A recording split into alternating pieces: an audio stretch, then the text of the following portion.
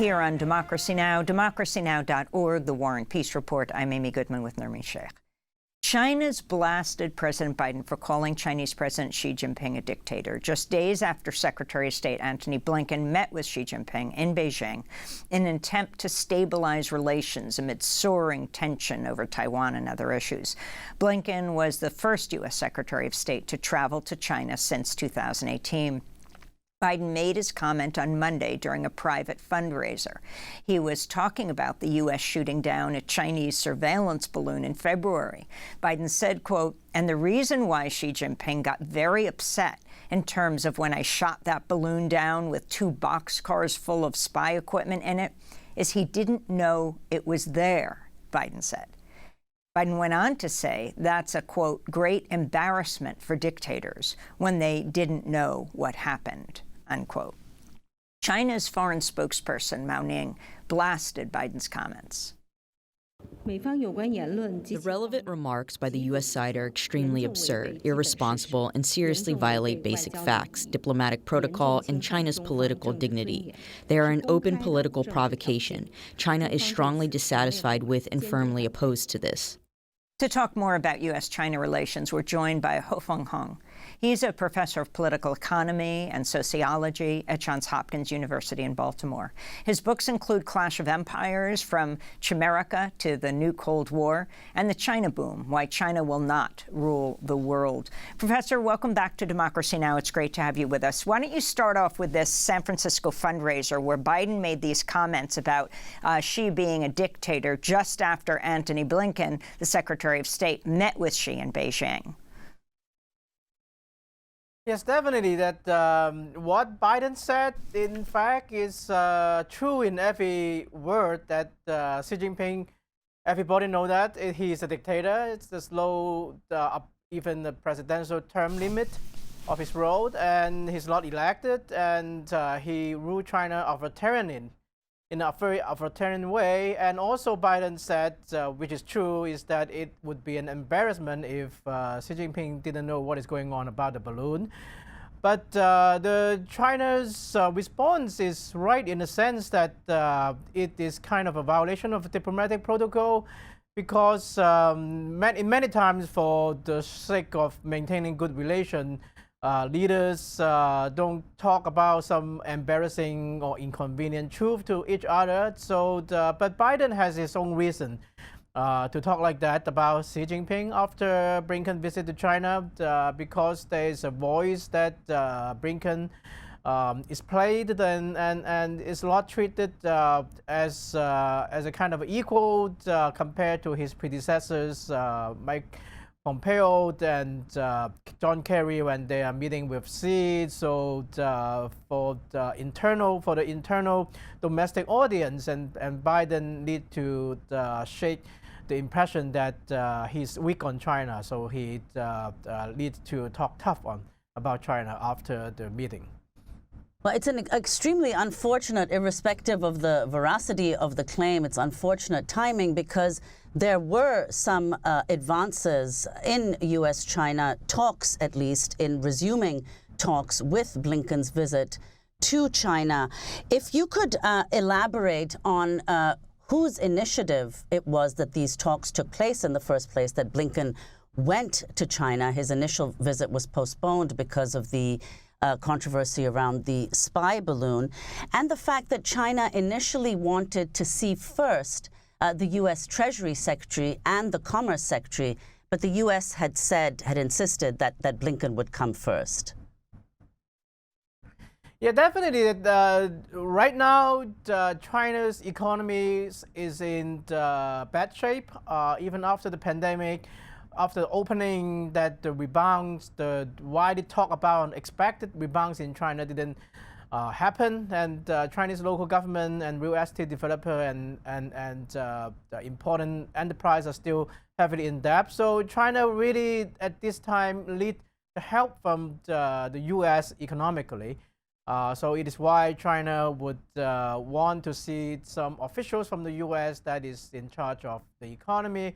But of course, from the U.S. side of the thing, that the priority of the Biden administration is to minimize the risks of the U.S.-China relations and prevent it from escalating into military conflict. And while U.S. is very occupied with Russian invasion in Ukraine, on that front, that U.S. really want to put up some kind of a guardrail to prevent the deterioration of U.S.-China relations. So it is also the consideration behind Biden's sending Blinken to meet with Xi to establish some discussion and communication channel again diplomatically. So it is kind of a situation that the expectation about the talk between Blinken and Xi is a lot high, and after all, it only lasted 35 minutes, including translation. It's very short, but the fact that they start to talk again, and then they also agree to talk more, is already a kind of achievement.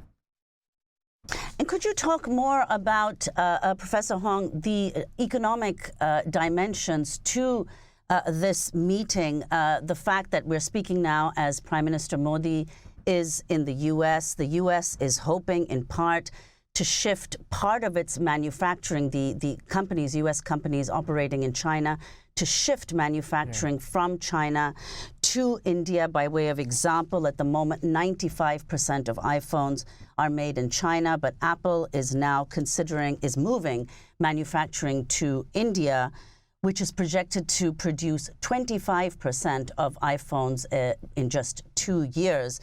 China has also hosted several CEOs of tech companies in recent months, including Elon Musk, Jamie Dimon of JP Morgan, and Apple's Tim Cook. So if you could talk about this, the potential shift of U.S. economic interests from China to India. Definitely, it is already happening. That, for one thing, that the China's demographic and economic structures have been shifting, and we have been hearing a lot of reports about the rising wage in China, also the demographic fall in China, that China is running out of young people, not as much as like 20, 30 years ago when there's a lot of young, educated, low-cost labor. India is going to be the biggest nation demographically in the years to come. And India economy has been growing as a pace now faster than China. So the corporations from the U.S., from Japan and many other parts of the world is already diversifying their operation in China to India and other states in Southeast Asia. But these Southeast Asian countries, none of them are as big demographically and economically than India. So really India is the place that many corporations trying to move to. Of course, it's very difficult to move all of their operation that is already existent in China to India. It will take time, but the escalating U.S.-China competition and the risk of kind of sanctions, which is like what U.S. imposed and the world imposed on Russia after its invasion of Ukraine, increase the risk that anybody have investment in China, and also the Chinese policy itself, that the crackdown on big tech and its crackdown on due diligence consultancy firms in gathering economic data in China.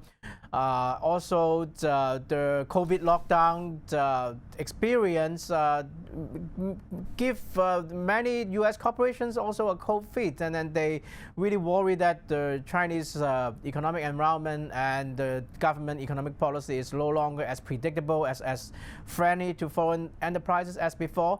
So it's all these factors add together. We see that even Apple, as you mentioned, is already diversifying their operation to India and also to Vietnam as well, to minimize the risks they are going to face in China. So this trend is already happening. So India is the go-to place, and the U.S. Intention to show up its relation, economic and strategic relation with India, is probably going to accelerate this trend. We just have 30 seconds, Ho-fung Hung, but I wanted to ask you about the role of China when it comes to putting pressure on Russia around the Ukraine war, or acting as a mediator. You already have China earlier this year mediating an agreement between Saudi Arabia and Iran.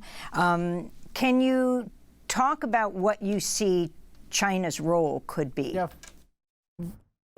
There's little China can do that Chinese government would not. I don't think Chinese government would explicitly help Russia on the military side of the thing. But many companies and private companies or semi-private and state companies in China can help Russia, and then the Chinese government can disown them and saying that I don't know about it. So on one thing, China's interest is that the conflict in Ukraine will prolong, so the Western alliance will be occupied with them. But at the same time, China really will be interested in participating in the post-war or kind of a reconstruction in Ukraine to get some of the reconstruction contracts. So China cannot present itself as too much totally on the side of Russia. So China is caught in this kind of a dilemma right now, and so far it is playing relatively well. Well, Ho-fung Hung, we want to thank you for being with us, professor of political economy and sociology at Johns Hopkins University. His books, Clash of Empires and New Cold War and the China Boom.